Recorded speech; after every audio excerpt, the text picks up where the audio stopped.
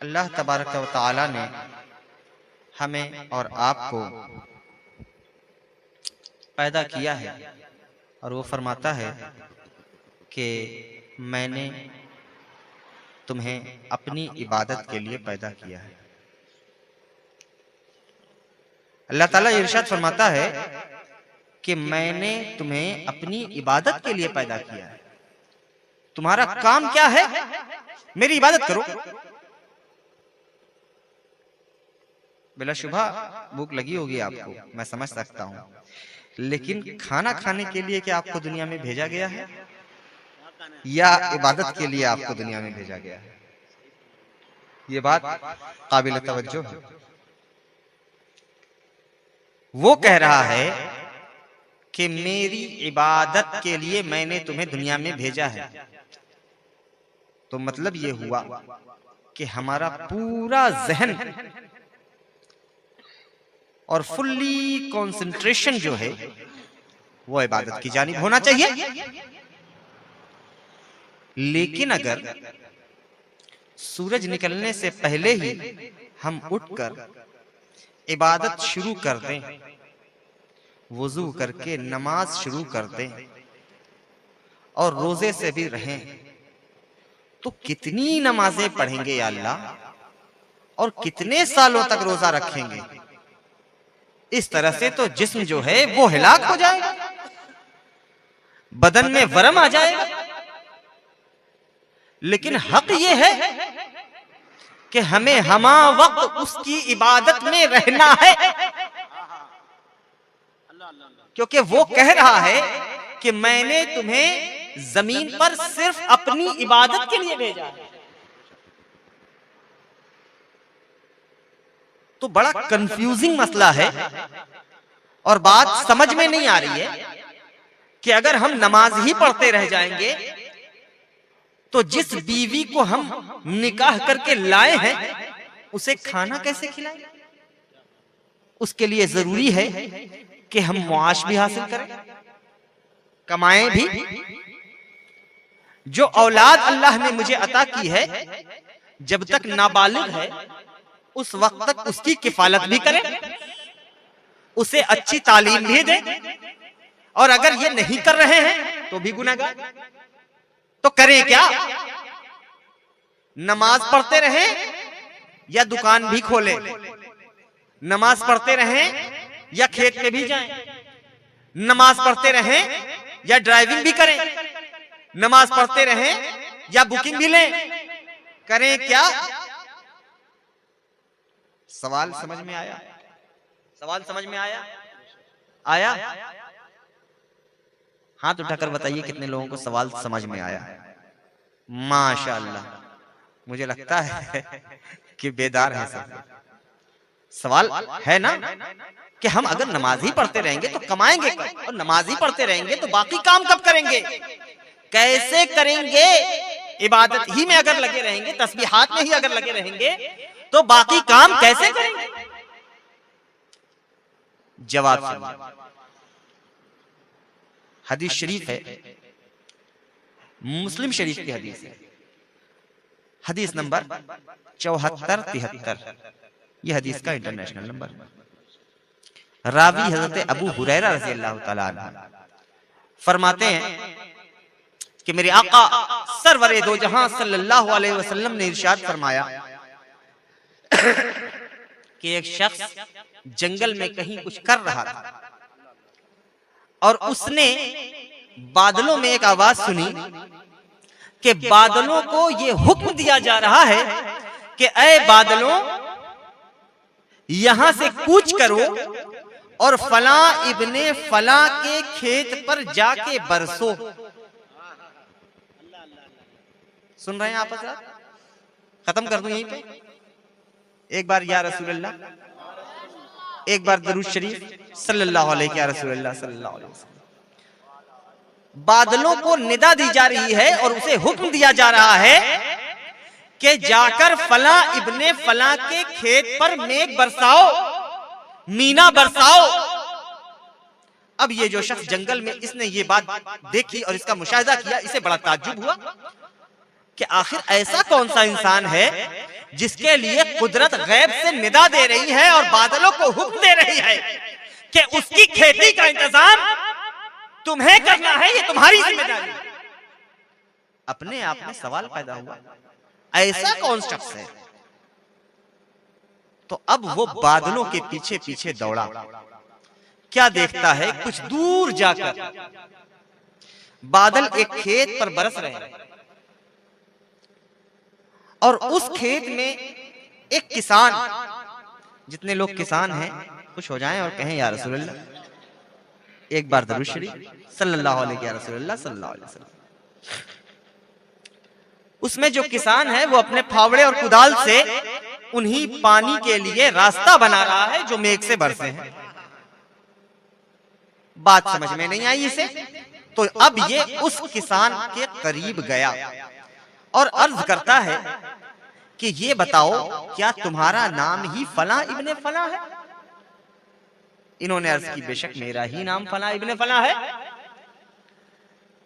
आपको मेरा नाम कैसे पता? अर्ज की, अजीब मामला है कि मैंने गैबी निदा सुनी, तुम्हारा नाम लेकर बादलों को यह हुक्म दिया गया कि तुम्हारे खेत पर जाकर मेघ बरसाएं। तो मुझे बताओ, ऐसा कौन सा अमल तुम करते हो जिसकी वजह से तुम्हारी खेती में पानी के इंतजाम को कुदरत अपने जिम्मे लेकर बैठी हुई है? ऐसा कौन सा काम करते हो? क्या काम कर रहे हो?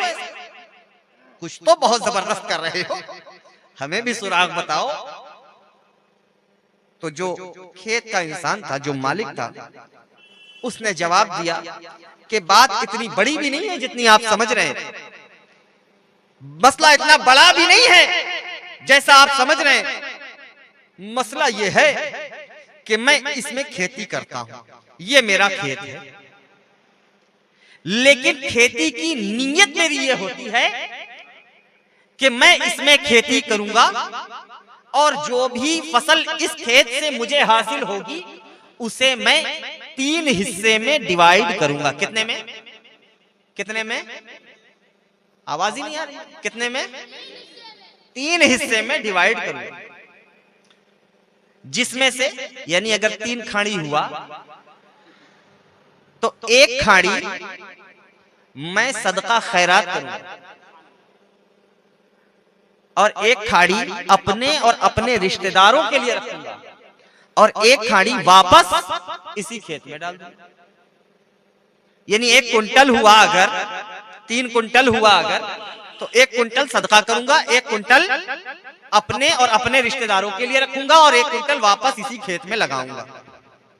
कितना छोटा अमल है, कितना आसान अमल है।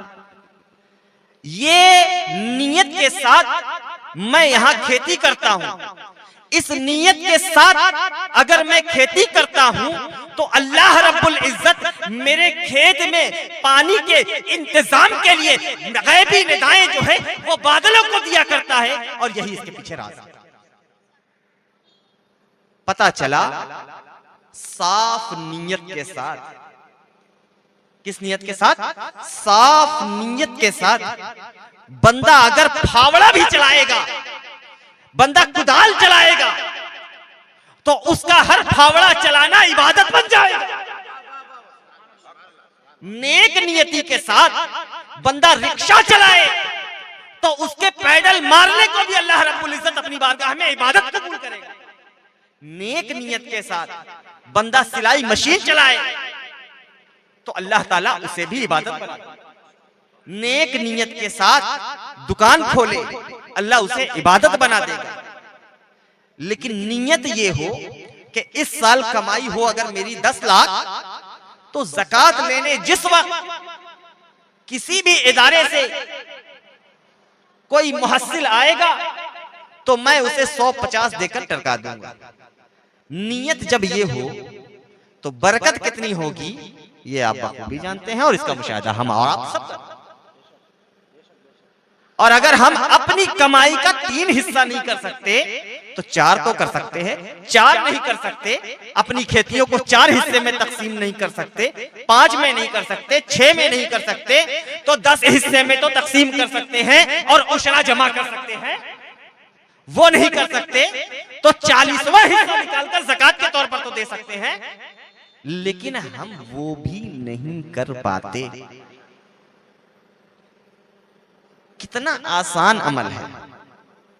करना क्या है? सिर्फ अपनी नीयत को साफ करना है।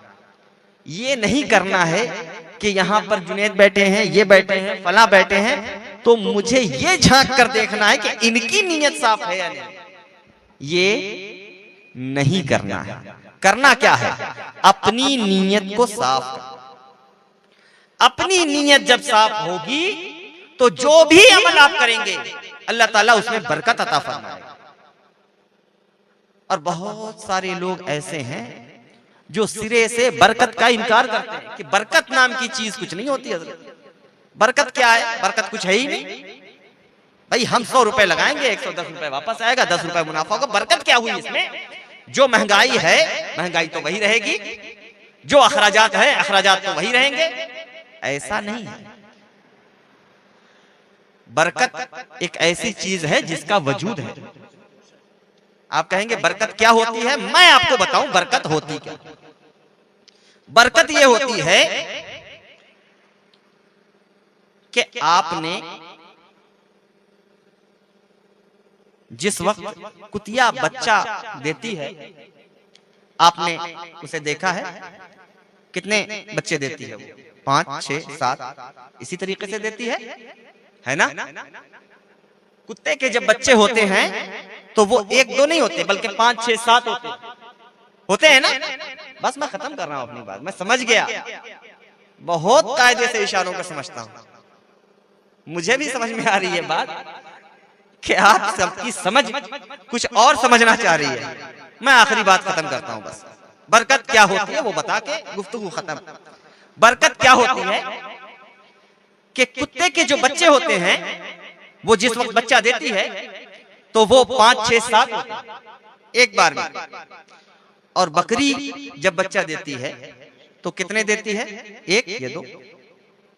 तो ज्यादा किसने दिए? बोलिए, है ना? बकरी ने दिया कम और उसने दिए ज्यादा।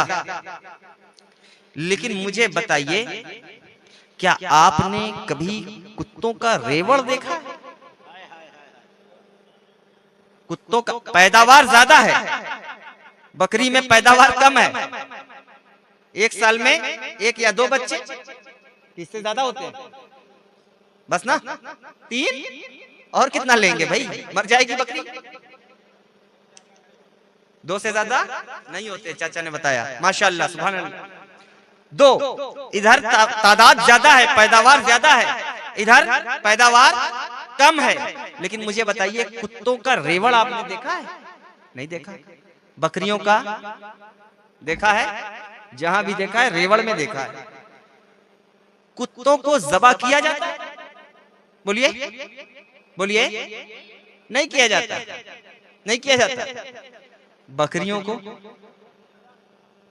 किया जाता है, आम दिनों में भी, अकीके में भी, तीजे में भी, 40वें में भी, शादी में भी, मंगनी में भी, सगाई में भी, फिर कुर्बानी में भी, फिर मक्का शरीफ में थोक के हिसाब से। जबकि पैदावार ज्यादा किसकी है? कुत्तों की। इधर कम है और हर साल न जाने कितने ज़बा हो रहे हैं कि नहीं हो रहे? तो आ कहां से रहे हैं? आ कहां से रहा है? इसी को कहते हैं बरकत। और ये ऐसा हुआ क्यों कि कुत्तों की औलादों में बरकत नहीं है, बकरी की औलाद में बरकत है। ऐसा क्यों? मैंने कुत्तों कहा है, इशारा कहीं और मत लीजिए। यहां कुत्ते से मुराद कुत्ता है, वो कुकुर मुत्ता नहीं है। मैं उधर नहीं जाता। बहरहाल, इसकी औलाद में बरकत ज्यादा क्यों और उसकी औलाद में बरकत कम क्यों? क्या कुदरत ने नाइंसाफी की है? नहीं, कुत्ते की एक आदत है, रात भर जागेगा, लेकिन जैसे ही फजर का वक्त करीब आएगा कुत्ता सो जाएगा। और बकरी रात भर सोएगी, लेकिन जैसे ही सुबह होगी वो जाग जाएगी। उसने फजर का वक्त पा लिया और इसने फजर का वक्त खो दिया। जिसने फजर का वक्त पा लिया उसकी औलाद में अल्लाह ने बरकतें अता फरमा दी, और जिसने फजर का वक्त खो दिया बरकतों से महरूम हो गया, बरकतों से महरूम हो गया। इसलिए अगर अपने रिस्क में बरकत चाहते हो तो ये न देखो कि आमदनी कितनी है, पैदावार कितनी है। बकरियों को देखो, आमदनी और पैदावार कम है, खर्च ज्यादा है, लेकिन बरकत यही ज्यादा है। तो अगर ऐसी बरकत खुद में चाहते हो तो फजर के वक्त को पकड़ने की कोशिश करो। फजर के वक्त को पकड़ोगे बरकत पा जाओगे, फजर के वक्त को पकड़ोगे बरकत पा जाओगे। औलाद में भी बरकत होगी, रिस्क में भी बरकत होगी, सेहत में भी बरकत होगी, घर में भी बरकत होगी, कारोबार में भी बरकत होगी, तमाम मसाइल में बरकत होगी, तमाम मसाइल में बरकत होगी।